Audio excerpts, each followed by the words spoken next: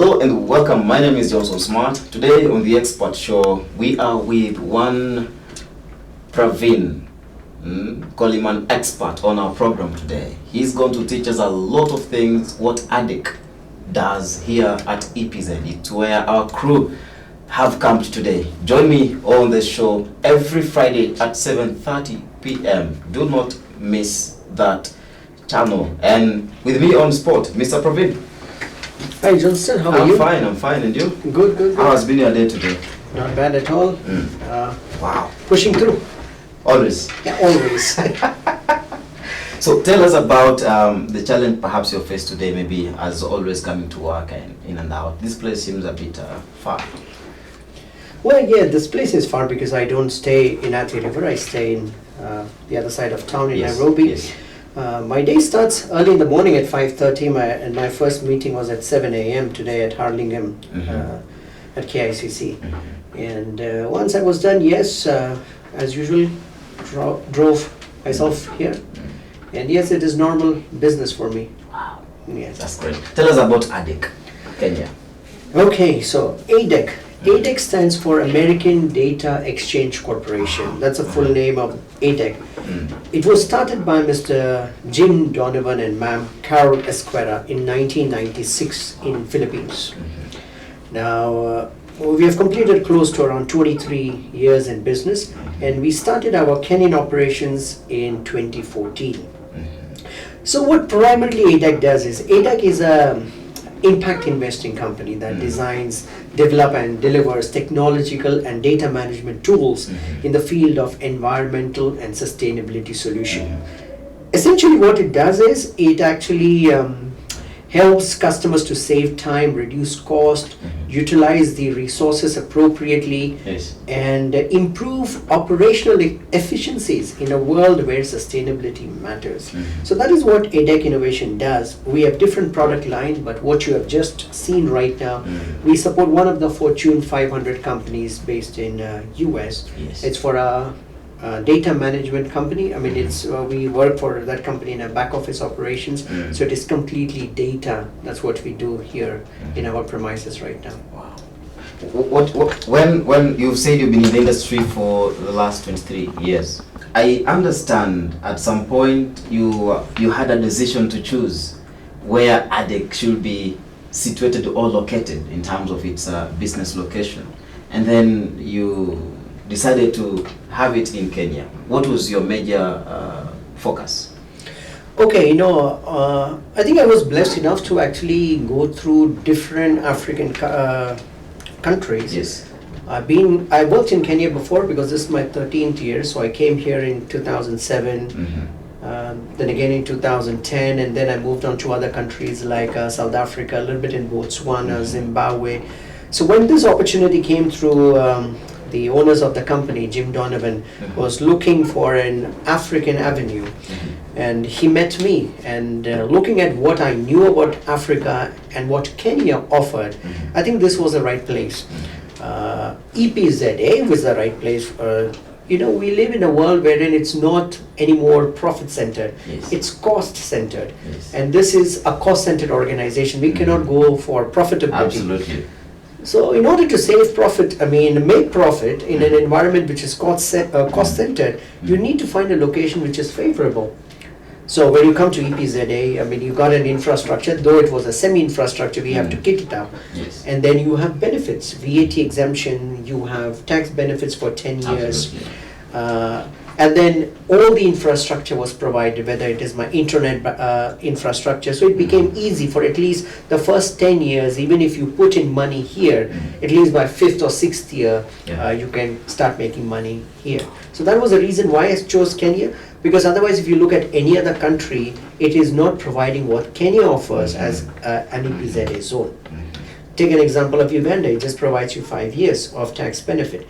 Go to South Africa, it is an average of 5 years profit that you get as a benefit. So why not Kenya? And that's why it's Kenya. We completed our 5 years just last month, and we are not going anywhere.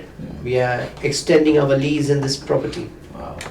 I see in your setup here at Adeck, you got very many young people in line of duty. I don't know. Why do you concentrate on the young people in terms of ICT? Okay, there are a couple of reasons. One is this requires a lot of concentration. And once you reach a particular stage in your life, you don't want to work in an environment which is a pressure situation.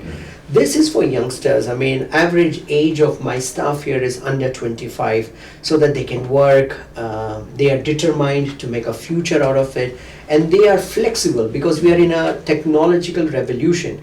So these youngsters are far more superior than the generation which has passed by, or even my generation. So youngsters tend to do well in such an environment as compared to the others. But I'm not differentiating between the both, but it is just, unfortunately, an analysis will show that the youngsters are far better. And again, the second one is, I always believe youth is the future of any nation. Sure. The average age of a Kenyan here is 19 years old. Right. So if you don't invest in youth, which is your future, then who's going to invest? So I've decided voluntarily to invest myself. And apart from all the benefit that comes from the youth, which enables my company to grow. Wow. You seem to have really focused on engaging the young people in job industry.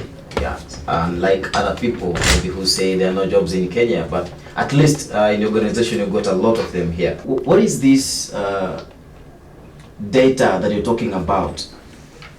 Okay, now this is one of the largest logistics firm based in US. So what happens in US is when you go with a courier, you just give a courier to them. They, like in Kenya, it doesn't check the masses or whatever, what is the length or breadth. You're just given a flat price.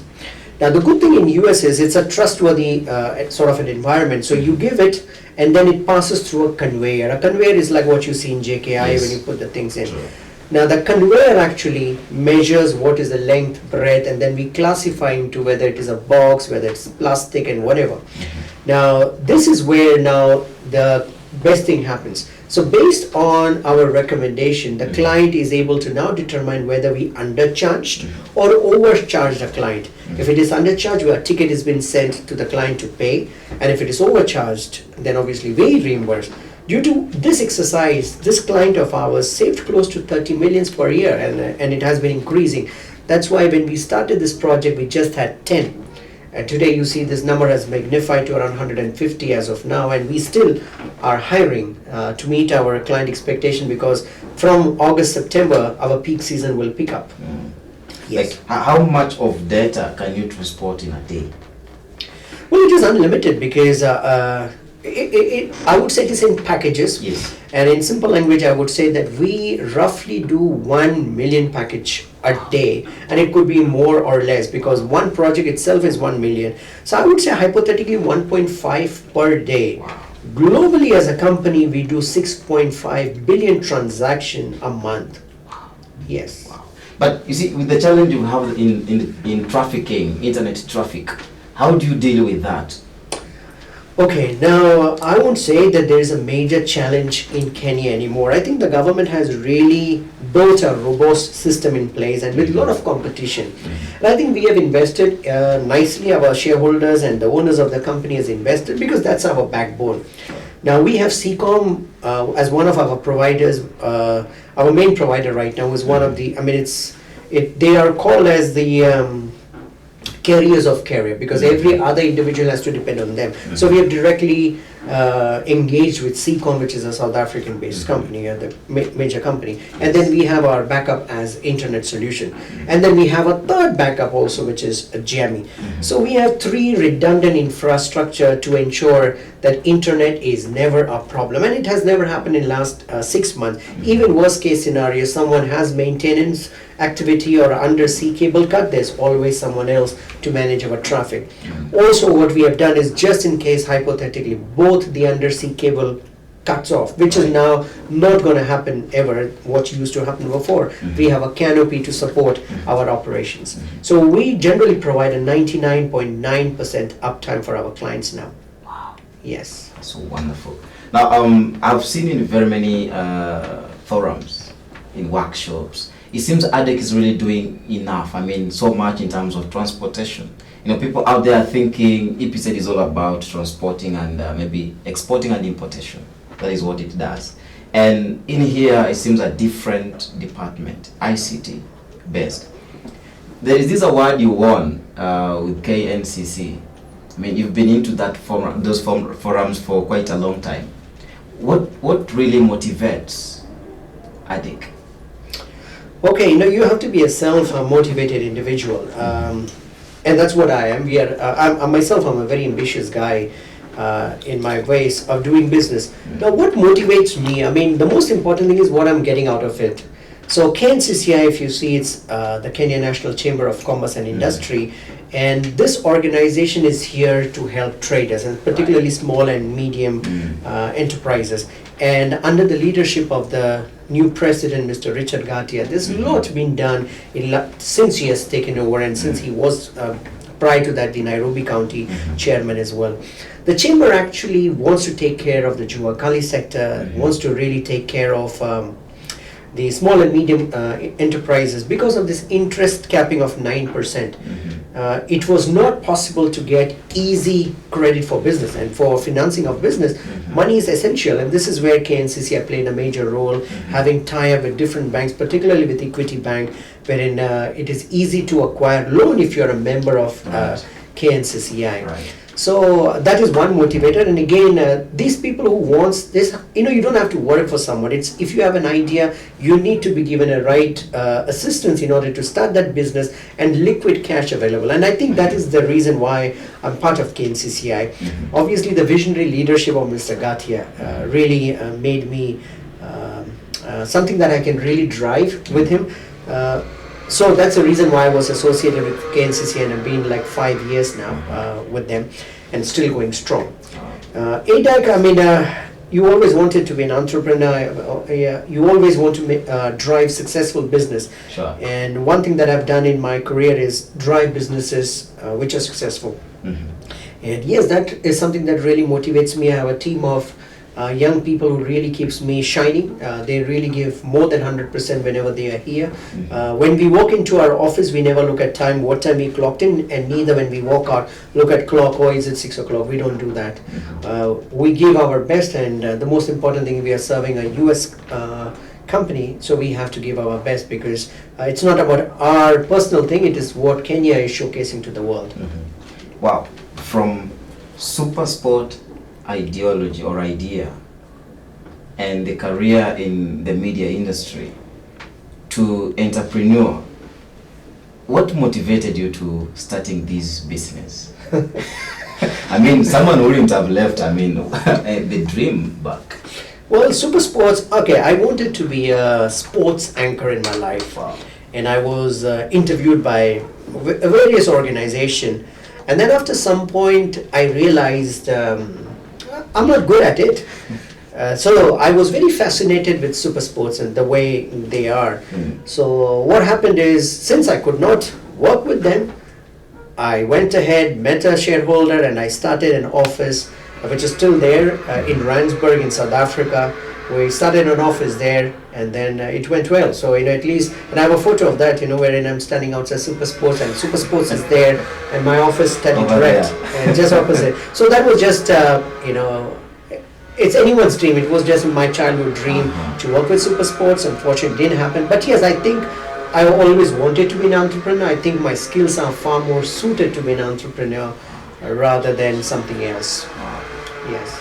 Well, when we get back, we'll speak about the achievements that Adeck Kenya has done, the benefits that the Kenyans are benefiting, or say the entire globe in the world, even Africa at large, because it's at stake right now to benefit. And then also we'll speak about, of course, the family, and the family perhaps could be motivating you. How do you deal with the family with such a busy industry? I'm saying it's a very busy one. I mean, when you see the young people there working, it's a bit busy with ICT-based stuff. Correct. It's not something that you can sleep over. Right. Sometimes you can bear me witness. Maybe you don't go on, and maybe you don't spend so much of your time with the family. Maybe you are here. We'll get to know about that when we come back. Yes, absolutely. Well, my name is Joseph Smart. Stay tuned over there as we get a little bit of a break. When we get back, we shall speak a lot about Adeck Kenya, and with me is Pravin. Don't go far.